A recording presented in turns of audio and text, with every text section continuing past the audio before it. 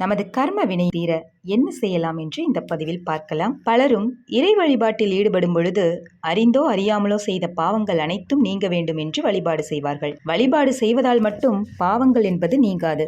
ஒரு தராசில் ஒரு பக்கம் பாவங்களை வைத்துவிட்டு மறுபக்கத்தில் எதையும் வைக்காமல் இருந்தாலே பாவம் அதிகமாகத்தான் இருக்கும். அதனால் பாவத்தை நீக்குவதற்கு நம்மால் இயன்ற தான தர்மங்களை செய்ய வேண்டும். அதிலும் குறிப்பாக அன்னதானம் செய்வதென்பது மிகவும் சிறப்பு வாய்ந்தது. அன்னதானம் செய்வதில் கூட சில சூட்சமங்கள் இருக்கின்றன.